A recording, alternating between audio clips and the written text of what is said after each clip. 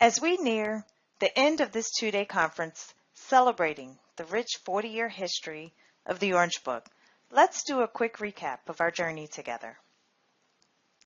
On yesterday, our adventure began with an exploration of Orange Book's history from a list to a full-blown publication.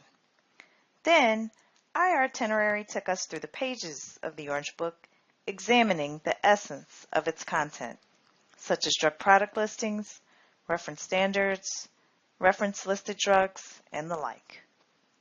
From there, we took a deep dive into patents and exclusivities, ending with a trek through therapeutic equivalence.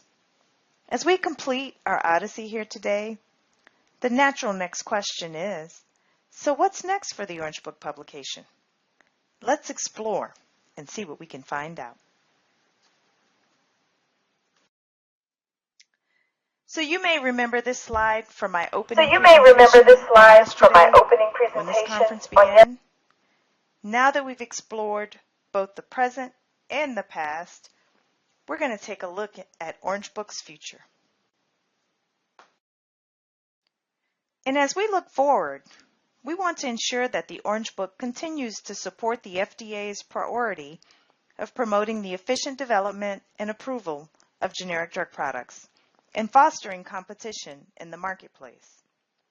In addition, we want to ensure that the Orange Book provides as much value as possible to our stakeholders that rely upon it, including patients, healthcare professionals, students, and the regulated industry.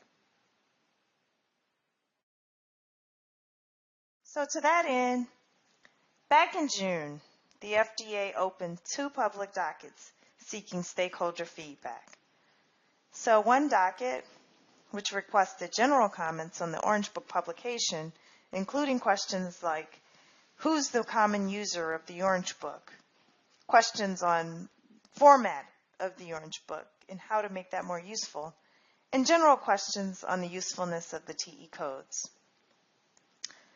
The other docket was more specifically related to the listing of patent information in the Orange Book. So here's what we've learned so far.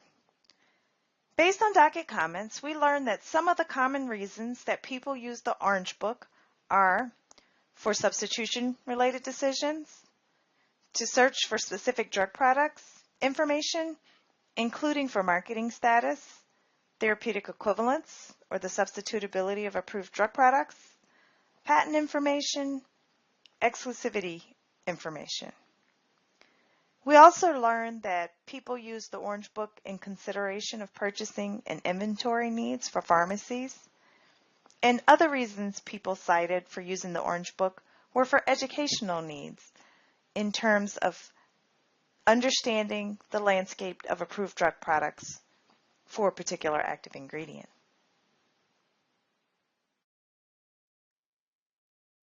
So before I continue, I must show this obligatory disclaimer for the next section of my presentation, which goes into more depth about some of the comments received in the public docket.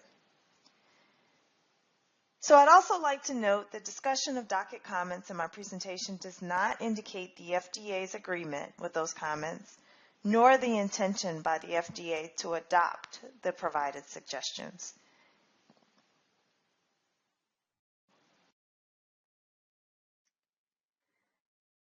So from the general Orange Book docket, here's a sample of some of the comments provided. There were comments on therapeutic equivalence codes, some mentioning that they did not find the second letter of the code valuable.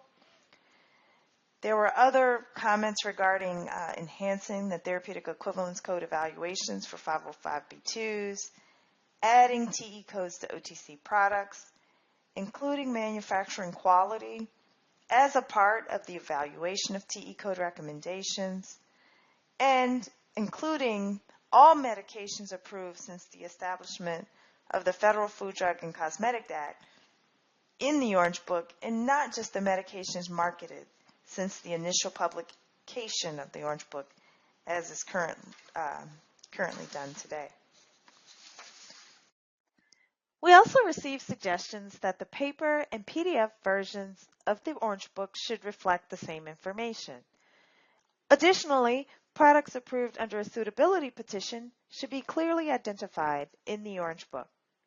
Other suggestions include identifying distinct products in the Orange Book, including parenteral products, likely signaling some lack of clarity around how products are listed in the Orange Book.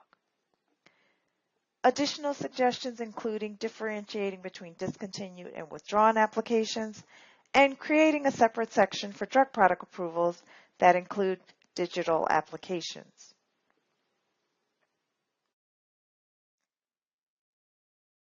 So before I talk about the comments received in the listing of patent information docket, I just want to make clear that this docket is still currently open and accepting comments.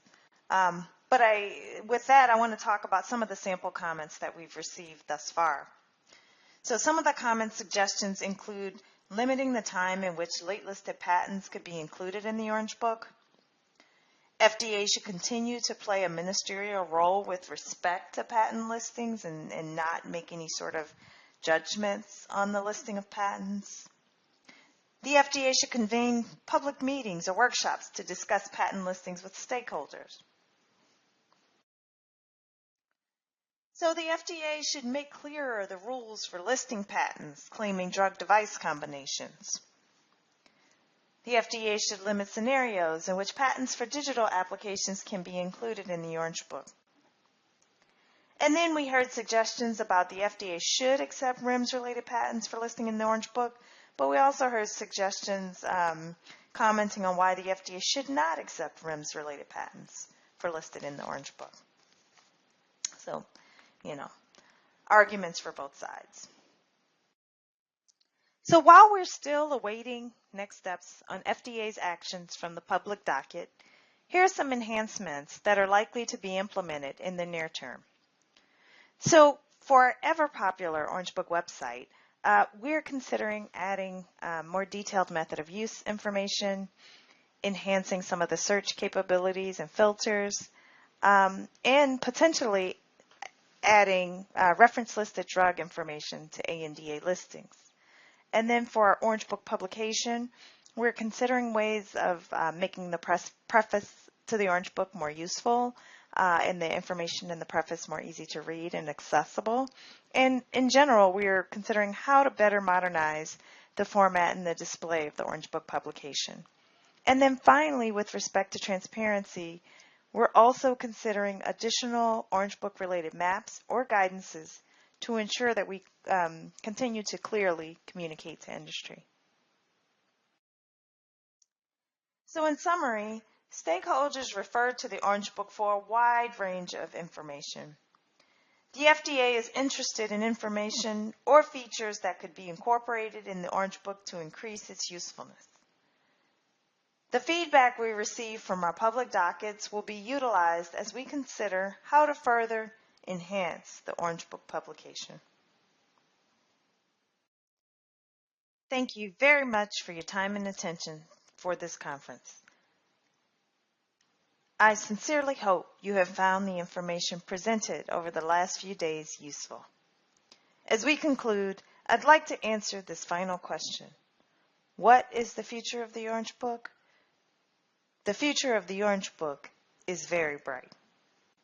Thank you.